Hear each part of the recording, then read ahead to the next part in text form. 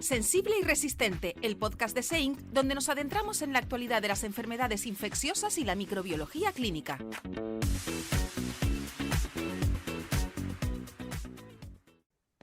Bienvenidos a un nuevo capítulo de Sensible y Resistente.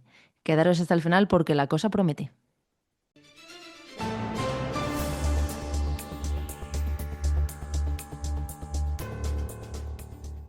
Y ahora, el parte infeccioso, como el parte meteorológico, pero adaptado a enfermedades infecciosas emergentes. Comenzamos con el brote de enfermedad por virus Ebola Bundibugyo en República Democrática del Congo y Uganda. El 15 de mayo de 2026, la República Democrática del Congo y Uganda declararon un brote de enfermedad por virus Ebola causado por el virus Bundibugyo. 2 días después, el 17 de mayo, la Organización Mundial de la Salud lo declaró emergencia de salud pública de importancia internacional. Este es el 17º brote de enfermedad por virus Ébola declarado en la República Democrática del Congo. La situación ha evolucionado rápidamente y, según los últimos datos disponibles, a 15 de junio, la República Democrática del Congo acumula 837 casos confirmados, 196 muertes, 235 casos sospechosos y 49 personas recuperadas. La letalidad entre los casos confirmados se sitúa en torno al 23%. Uganda, por su parte, a 17 de junio ha notificado 19 casos confirmados, con 2 muertes y 7 personas recuperadas. La provincia más afectada es Ituri, con 767 casos confirmados en 20 zonas sanitarias. En Uganda, los últimos casos se notificaron el 5 de junio y desde entonces no se ha comunicado nuevos casos. De los casos ugandeses, 5 se asocian a transmisión local y 14 son importados. El brote se está produciendo en un contexto especialmente complejo. Zonas afectadas por conflicto, población desplazada o muy móvil, dificultades de acceso para los equipos de respuesta, incidentes de seguridad en centros sanitarios y problemas para mantener la vigilancia y el seguimiento de contactos. La enfermedad por virus Bundibugyo es una forma grave de enfermedad por virus ébola. El periodo de incubación oscila entre los 2 y 21 días. Las personas no transmiten infección antes del inicio de los síntomas. El problema es que los síntomas iniciales, fiebre, cansancio, dolor muscular, cefalea, son poco específicos y pueden confundirse con otras enfermedades febriles endémicas como la malaria. No hay actualmente vacunas aprobadas ni tratamientos específicos autorizados para esta enfermedad. El control depende de la detección rápida de casos, aislamiento y atención clínica, seguimiento de contactos, entierros seguros y mucho trabajo comunitario. La Organización Mundial de la Salud, el CDC de África y otros socios están apoyando a la República Democrática del Congo y Uganda en la preparación de un ensayo clínico con candidatos terapéuticos para tratamiento y obeldesivir como profilaxis post-exposición. El riesgo se considera muy alto en la República Democrática del Congo por la transmisión en curso y la expansión geográfica del brote. Alto en Uganda por la importación de casos y los vínculos epidemiológicos transfronterizos y alto también para países limítrofes. Para el resto de África y a nivel global, el riesgo se considera bajo. Para la Unión Europea, el riesgo de infección se mantiene muy bajo, aunque el CDC continúa monitorizando la situación. Los modelos disponibles apuntan a que el tamaño real del brote podría ser mayor que el reflejado por las cifras notificadas. Sin embargo, estas estimaciones tienen mucha incertidumbre por las limitaciones de los datos, la revisión continua de los informes de la situación y la dificultad de captar transmisión no detectada en un entorno de conflicto y alta movilidad. Y seguimos con el primer caso de fiebre hemorrágica de Crimea-Congo en Salamanca de este año. La Junta de Castilla y León ha confirmado un caso de fiebre hemorrágica de Crimea-Congo en la provincia de Salamanca. Se trata de un varón de 68 años con antecedente de picadura de garrapata. El paciente fue atendido inicialmente en el Complejo Asistencial Universitario de Salamanca y posteriormente trasladado al Hospital Gómez Uña de Madrid. Según la información disponible, permanece estable bajo medidas de aislamiento. El diagnóstico ha sido confirmado por el Centro Nacional de Microbiología del Instituto de Salud Carlos III. La sección de epidemiología del Servicio Territorial de Sanidad de Salamanca ha identificado los contactos del paciente que se encuentran actualmente en seguimiento. A nivel global, se estima que se producen entre 10.000 y 15.000 casos de fiebre de Crimea-Congo al año, aunque una proporción importante de las infecciones puede cursar de forma asintomática o subclínica. En España, el primer caso autóctono se detectó en 2016 y desde entonces se han confirmado 19 casos, este sería el 20º, incluyendo una transmisión nosocomial a una profesional sanitaria. 6 de estos casos han sido mortales, lo que supone una letalidad del 31,5%. Seguiremos informando.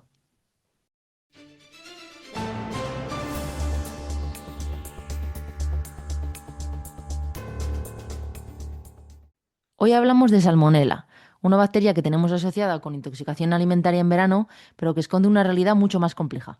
serobares con comportamientos distintos, un espectro clínico que va desde la gastroenteritis hasta la sepsis grave y un perfil de resistencias antimicrobianas que está cambiando y que tiene implicaciones directas en la práctica clínica. Diversidad, consecuencias y muchas preguntas por responder. Y para ello hoy tenemos a María Pardos de la Gándara, microbióloga clínica e investigadora con una trayectoria centrada en resistencia antimicrobiana y vigilancia epidemiológica. Ha desarrollado su trabajo en el ámbito hospitalario y académico, vinculada a la Universidad de Zaragoza, y ha realizado estancias en centros de referencia como el Instituto Pasteur. Su investigación se ha enfocado en la caracterización molecular de bacterias, especialmente Salmonella entérica, y en el análisis de su impacto clínico y en salud pública, desde una perspectiva One Health. Cuenta con numerosas publicaciones en este campo y participa activamente en redes nacionales de microbiología clínica. María, bienvenida. Muchas gracias por tenerme. Hola a todos. Nada, muchísimas gracias. Por centrar un poquito el tema, cuando hablamos de Salmonella, ¿podemos decir que todas son iguales o quieres que diferenciemos entre entéricas y tíficas y paratíficas? Realmente hay que diferenciarlas por motivos clínicos y por motivos epidemiológicos, aunque, bueno, Salmonella es un género.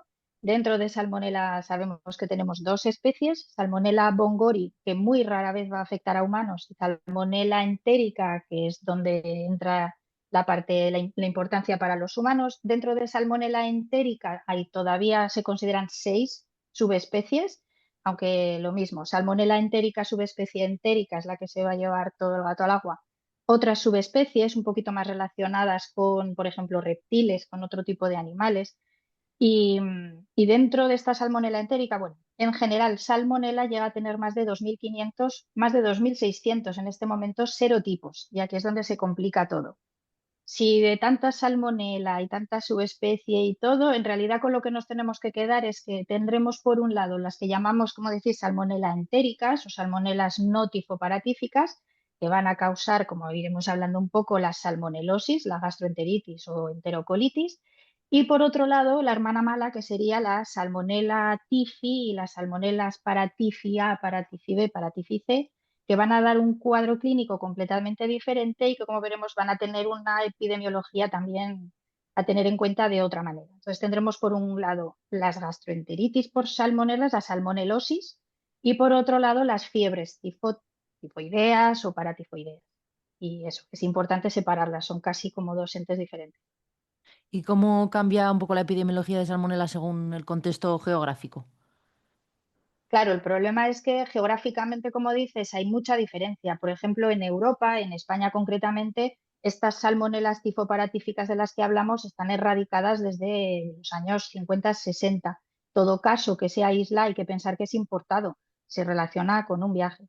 Además, teniendo en cuenta que estas salmonelas tifoparatíficas, el nicho es exclusivamente humano, con lo cual, cuando una persona va a tener una salmonela de estas, el origen ha sido otra persona. Mientras que las salmonelas entéricas que llamamos, las no tifoparatíficas, normalmente el nicho van a ser otros animales, va a ser en el intestino de animales mamíferos para la subespecie entérica y a lo mejor, como digo, otros animales para las demás, pero habrá que pensar en todo un mecanismo de toxinfección alimentaria con un origen animal, probablemente. Y eso, y estas serán las que afectan normalmente de forma endémica en España, en Europa, en los países donde la salubridad está más controlada, donde las medidas higiénicas están más controladas. Y María, ¿qué países serían como los sospechosos habituales de las tíficas y paratíficas? En general hay que pensar cuando se producen, como digo, pensar en países donde las medidas de adecuación de las aguas de consumo no estén bien controladas y entonces hay que pensar mucho sobre todo en sudeste asiático, desde la India, Pakistán hasta, por ejemplo, recientemente, más que Tifi, fue de hecho para Tifi a Camboya, o ahora últimamente ha habido un pequeño rebrote en Senegal, por ejemplo, en África, en algunos países de África y en América, Centro y Sudamérica, aunque bueno, también en Estados Unidos, no se puede Y olvidar mira, que por ahí sigue. María, ¿pueden afectar situaciones como las guerras que se están produciendo tanto en Europa como en la Franja de Gaza? ¿Todas esas Claro. situaciones puede ser que estemos importando más casos? Bueno, por lo pronto, donde quiera que lo haya, esto va en paralelo también al cólera, todas estas situaciones de insalubridad en las que se encuentra la gente en circunstancias, pues como decís, de desastres naturales, de guerras, En cuanto se deja de poder tener control de qué es lo que se ingiere, la vía sigue siendo feco-oral y sobre todo estas de contagio entre humanos, pues cuando las heces entran en contacto con lo que bebemos, eh, allí podrán afectar y efectivamente, o sea, en Europa lo que vamos a tener es que en principio tampoco era endémica, por ejemplo, en Ucrania, entonces esta guerra no sería la primera en la que pensar, pero definitivamente Gaza tendrán esa situación como la están teniendo en Sudán y en otros países, claro. O sea, si añadimos a que la pobreza y las malas instalaciones se añade una situación de guerra, ya puede ser catastrófico y a todos los que vayan para allá, pues claro, pueden Claro. volver contaminados, infectados. ¿Y cuándo deberíamos pensar en una salmonela tifi en un viajero que retorna, por ejemplo? Pues es verdad que, por ejemplo, creo que se piensa más a menudo en la malaria a la hora de la clínica cuando uno viene de estos países tropicales con situaciones a lo mejor, perdón, de aguas en mal estado y llega con fiebre después de una semana o de unos días. Hay que acordarse que ahí está la Salmonella typhi y que a diferencia de las entéricas, de las enterocolitis o las bueno, de las diarreas, vaya, asociadas a salmonelas no tifoparatíficas, el caso de la tifoidea y la paratifia hay que tener en cuenta que a veces no se presentan con una diarrea inicial, que puede empezar directamente en una fase de fiebre en escalera, que se llama, con fatiga, hasta el punto del estupor, que es lo que da el nombre al tifus, al estupor, y manchas, otra clínica que en nada se parecería a una salmonelosis en un principio, Claro, asociada a un viaje, claro. eso nos lo decían siempre, que no tiene por qué dar esa diarrea, a pesar de que el contagio de esas tifoparatíficas sigue siendo fecal oral, ¿verdad? Claro, es lo que pasa, que Salmonella typhi, decimos, se ha adaptado muy bien a convivir con nosotros, a buscarse su camino y a diferencia de las entéricas que provocan una inflamación local en la submucosa del intestino, que es lo que va en realidad a desencadenar esta diarrea, la TIFI va a saber atravesar la submucosa y se va incluso a aprovechar, decimos, sobre todo de los macrófagos, no está del todo estudiado, pero parece ser que esto sería, entrarían hasta placas de Peyer y se van a ir directamente al sistema sanguíneo sobre todo bazo-hígado, y desde ahí es donde podrían en alguna ocasión de manera secundaria causar una diarrea o incluso una perforación intestinal, pero no va a haber la sintomatología porque se van a ir al sistema sanguíneo e inmunitario antes de haber causado ningún daño, una lesión visible y sintomatológica ¿Y se en el sabe por qué intestino. algunas salmonelas tienen predilección por el hueso o por los vasos? O sea, realmente no como tal, de para el hueso y para los vasos, mecanismos de virulencia que tiene que haber, porque también hay que decirlo, que igual que estamos hablando de Salmonella typhi a la hora de hacer infección sistémica, no es la única, no es exclusiva. Todas las entéricas, secundario a una salmonelosis que en principio va a ser autolimitada, podrían llegar a hacer lo mismo. Sí que se sabe que muchas salmonelas, por ejemplo, además tienen capacidad de participar de la formación de biopelículas, de biofilms. Y entonces, donde haya una lesión, una necrosis tisular, una falta de irrigación, va a facilitar esto. Los huesos, que además creo recordar que se cree que el acantonamiento de TIFI puede estar asociado a anemias, a drepanocitosis, o sea, algún ligero fallo en el sistema inmune y que es el propio sistema inmune el que le va a servir de taxi para irse moviendo por el organismo. Pero todo va a depender de serotipos, incluso dentro de serotipos también pensando en clones. Hay serotipos en un principio entéricos que solo causarían diarreas, donde hay específicos clones que se sabe invasivos. En África, Salmonella typhimurium de un serotipo, un MLST, vaya, un perfil particular, este 313 que se llama, se sabe que es mucho más invasiva que otras Salmonellas typhimurium.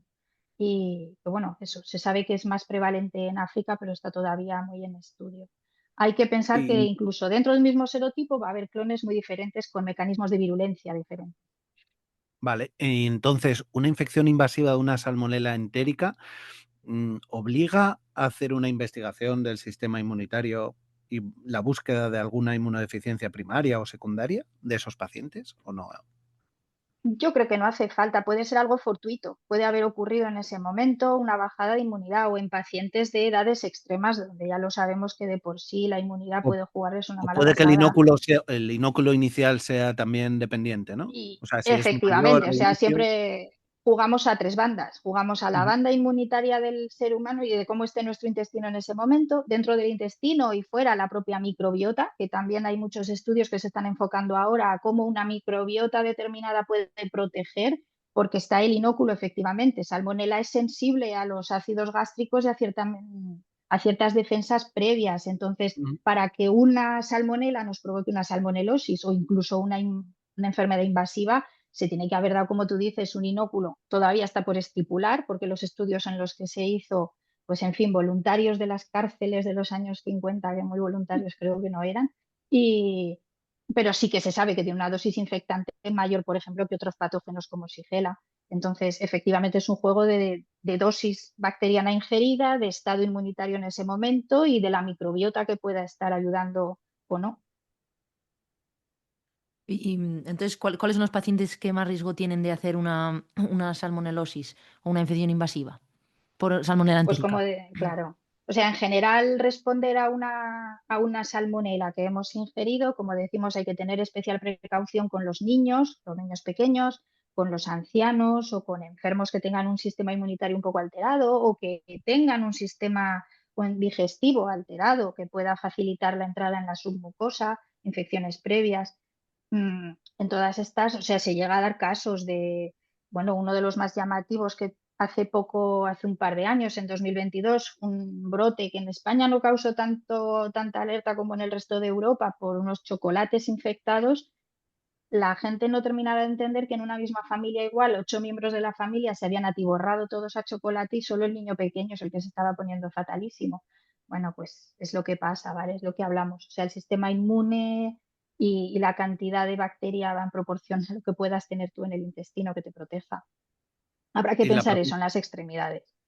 la pregunta del millón probablemente es cuándo merece la pena tratar una salmonelosis y cuándo no merece. No hablamos de la tífica paratífica, que entiendo que siendo una bacteriemia hay que Siempre. tratarla como tal, pero una salmonelosis intestinal, ¿cuándo merece la pena? De hecho, es buena pregunta porque te puedo decir cuándo no. Y es cuando no hay factores de riesgo, cuando no hay una inmunidad alterada en un principio, edad media de la vida, gente joven que pilla una salmonelosis, agradable no es, esto ya lo sé. Hay que estar viviendo cerca del váter y muy bien hidratado, pero de hecho está contraindicado utilizar antibióticos. Se sabe que esto va a prolongar la excreción de bacteria y puede prolongar incluso los daños intestinales y la presencia de la bacteria ahí, con lo cual hasta podría complicar la situación. O sea, si hay complicaciones, si hay sospecha de que la infección está pasando a invasiva, por supuestísimo, como sería con una tifi, como cualquier infección invasiva. Pero para una gastroenteritis, rehidratación y listo. De hecho, Y contraindicación. antes estábamos comentando el tema de casos donde sí hay que tratar por estar, por pertenecer a una cocina profesional, por ejemplo, cuidadores, situaciones típicas, ¿no? Claro, esto ya no sería en tanto a tratar la gastroenteritis como tal, sino al caso del portador y puede ser incluso portadores sanos, más estudiado para Salmonella tifoidea, para Salmonella tifi, pero también con las entéricas, cuando de una persona sabemos que su profesión es cuidar a otros o preparar alimentos, manipuladores de alimentos, cuidadores, y en estos casos se detecta una salmonelosis, es importante efectivamente erradicar. Hay protocolos de estar seguro, pues tratarles y que además en un mes se demuestre que ya no la llevan, que ya no son portadores, porque claro, puede ser un poco catástrofe que alguien que está llevando la salmonela y que la excreta, por mucho que mantenga las medidas de higiene, de lavarse las manos, que eso es sacrosanto, tenemos que evitar que la estén excretando, claro.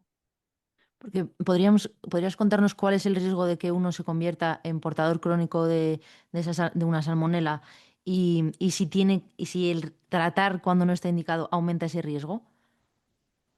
Más que de portador crónico, el tratar cuando no hace falta, en general lo que va a permitir es eso, es minimizar la situación con la salmonela, o sea, y no poder detectar que aún está ahí.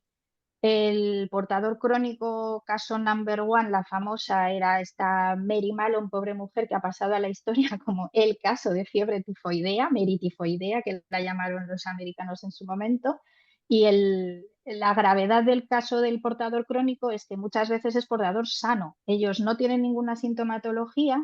Se cree que la vesícula biliar y alguna otra malformación o cálculos renales incluso pueden ser también un lugar en el que se queden. Insisto, no solo tifi, también puede pasar con otras salmonelas. A veces a pacientes o bien porque recurren en la infección varias veces al año o porque han podido tener este riesgo. Sé que se llega a hacer una colecistectomía, fuera vesícula biliar, fuera problema y puede ser curativo. O sea, en general se empezará por un tratamiento antibiótico para salir de la situación de portador crónico, pero a veces la cirugía puede ser la solución.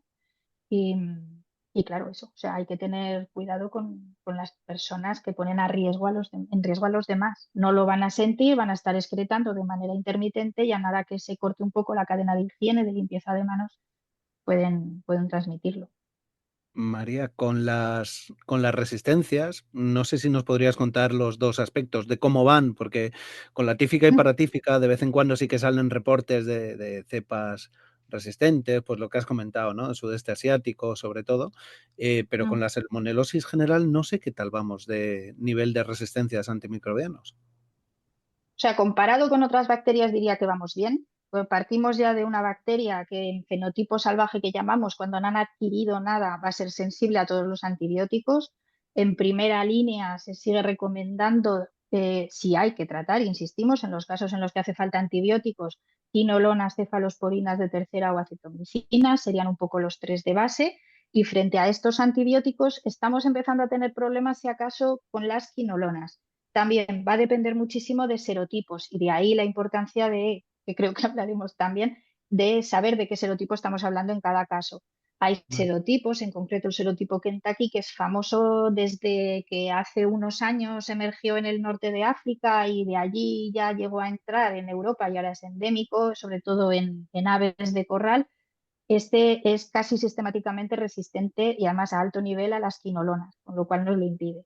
El resto de serotipos, sobre todo de las entéricas, lo que puede ocurrir es, por ejemplo, serotipo tifimurion y alguna variante monofásica dentro, el que se llamaba el DT104, para ponernos un poco técnicos, tienen ya fragmentos incorporados en el cromosoma que les van a hacer intrínsecamente resistentes a ampicilinas, sulfamidas, algún aminoglicosído de primera generación, hay que tener cuidado. O sea, en general, a las cefalosporinas de tercera y BLE hay poco, beta-lactamasa de espectro extendido en salmonela, que no sean las tifoparatíficas o que vengan de algún origen así. Parecía que emergían y de ahí vino toda mi actividad salmonélica por un inicio en los años 2000 de salmonelas portadoras de bleas, pero parece que se controlaron o se autocontrolaron.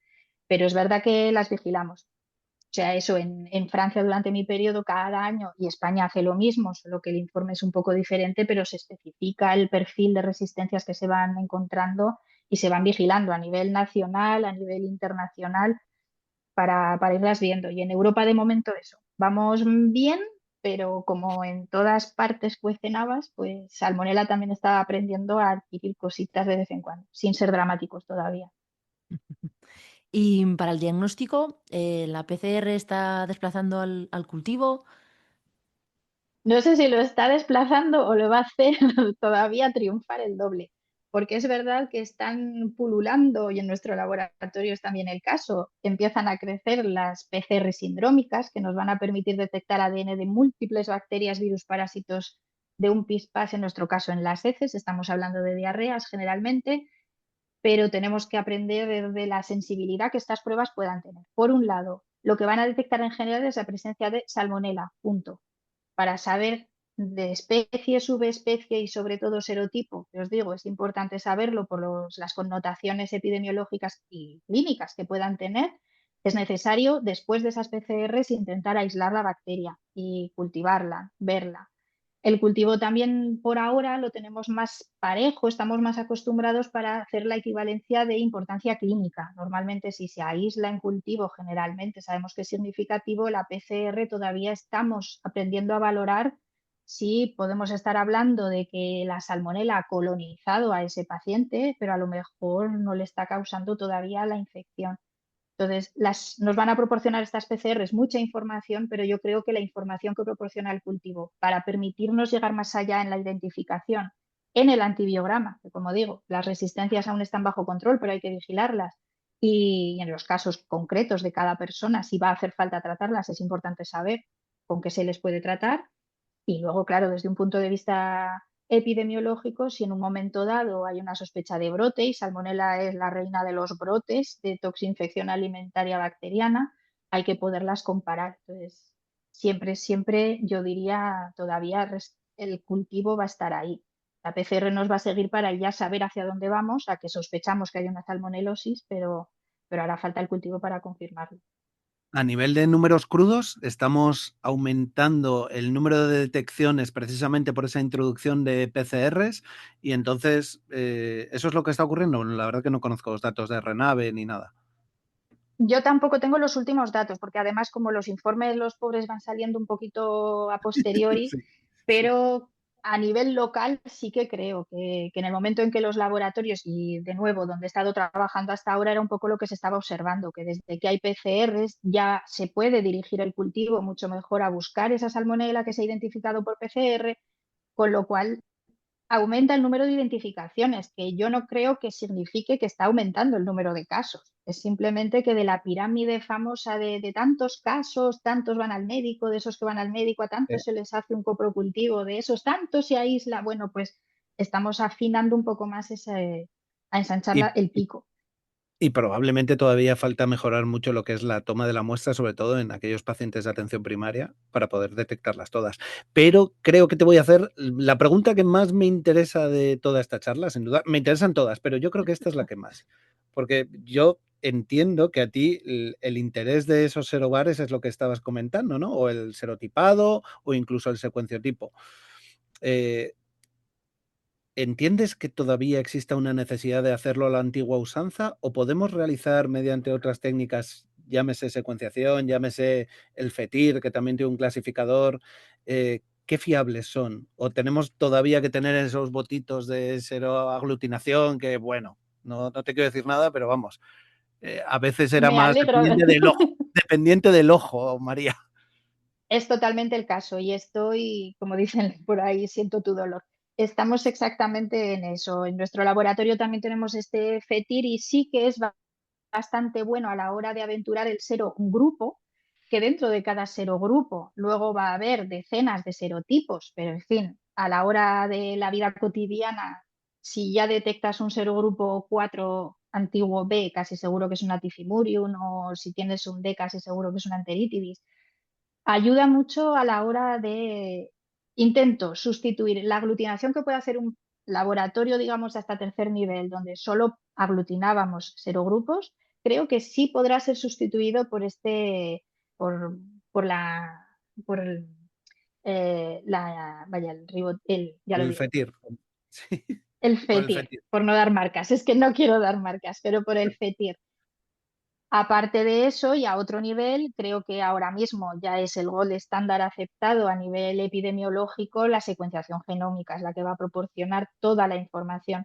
Sé que, o sea, Salmonella se tipa utilizando como referencia el esquema Kaufman-White-Leminor, cuya última versión data de 2007, aunque luego se han hecho dos suplementos, donde figura el perfil antigénico de los más de 2.600 serotipos que existen hoy en día.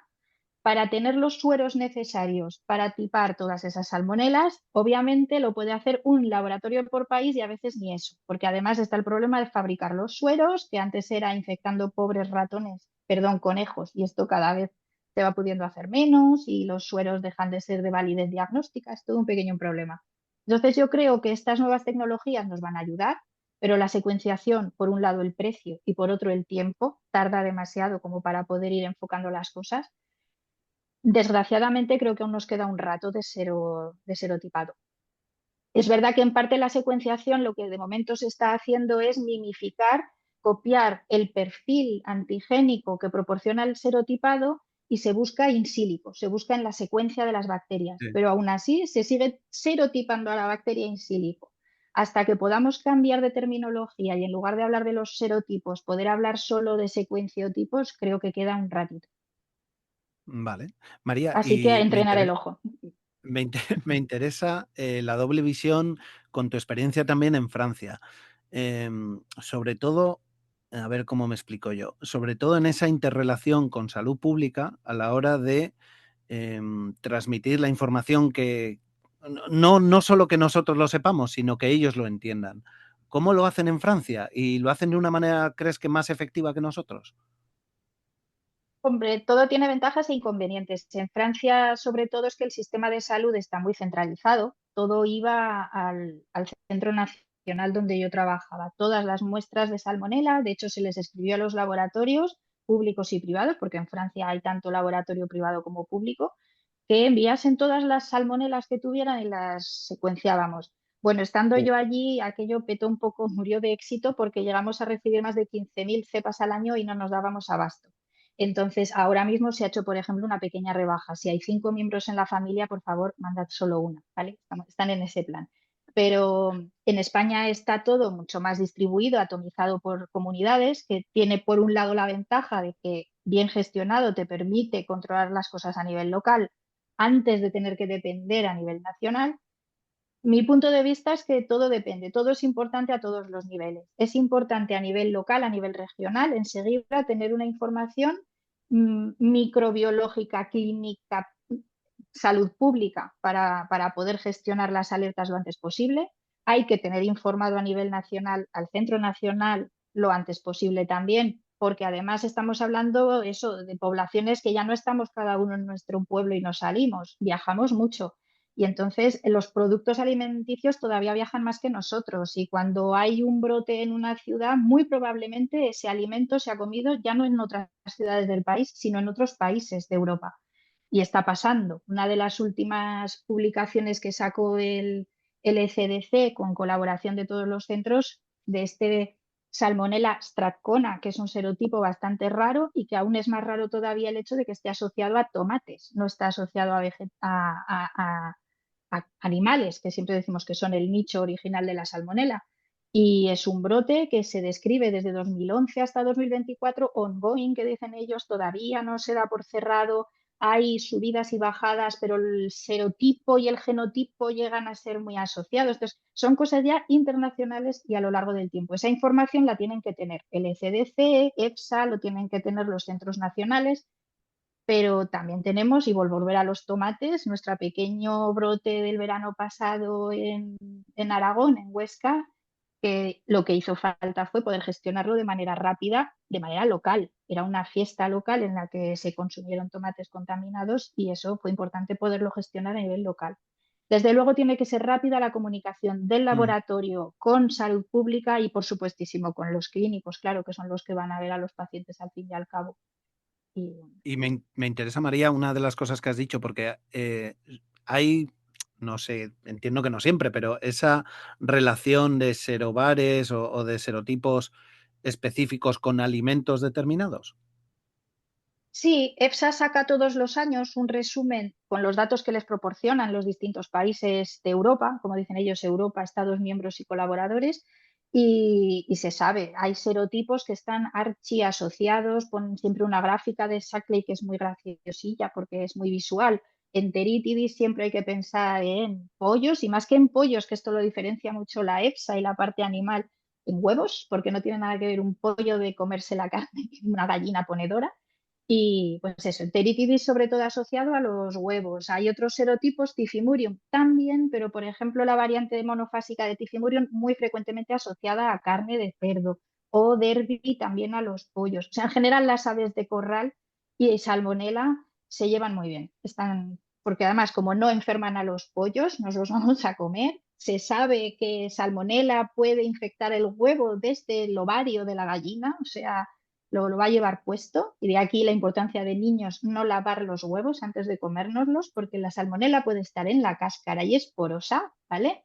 Esto es una medida de Mm. salud pública que se repite de vez en cuando. No lavar el pollo, no lavar los huevos, lavarte las manos y lavar el cuchillo y la tabla de cortar. Y Y que, claro, has dicho lo del... Diego es fan del de la secuenciación, pero yo soy fan de los diagramas de Sankey, que has dicho, ya voy a mirarlo. ¿Crees que hay algo que mejorar actualmente en los sistemas de vigilancia?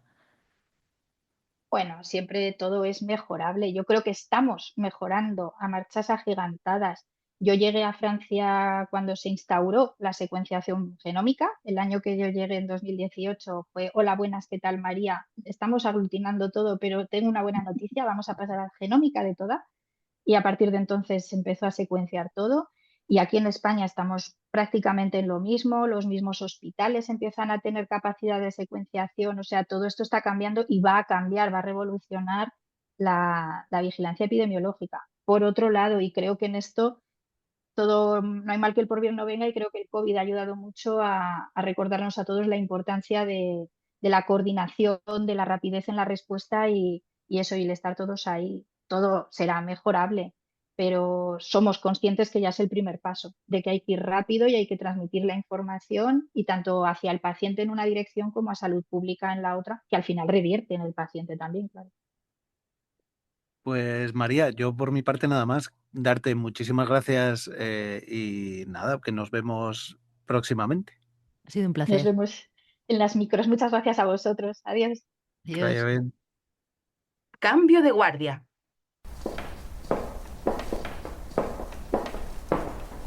Bueno, pues aquí estamos. Voy a ver si puedo grabar otra vez el capítulo de Sensible y Resistente, aunque me parece que la sala está ocupada ahora.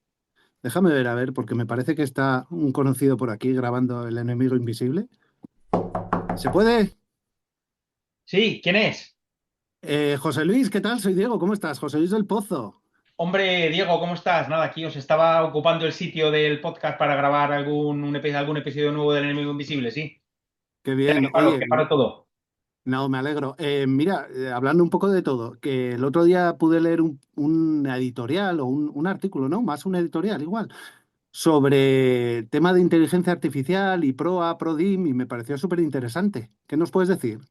Sí, pues mira, esto surge de una reunión de microbiólogos, de jefes de servicio de microbiología nacionales, donde pues nos juntamos una vez al año y discutimos de varios aspectos así que nos interesen de interés, ¿no? en microbiología. Y el monográfico último pues fue sobre PROA y sobre PRODIM, ¿no? Y un poquito a mí me encargaron la revisión de este tema, de si el PRO y el PRODIM son elementos convergentes, son divergentes, si tienden a la unión o son dos cosas totalmente separadas.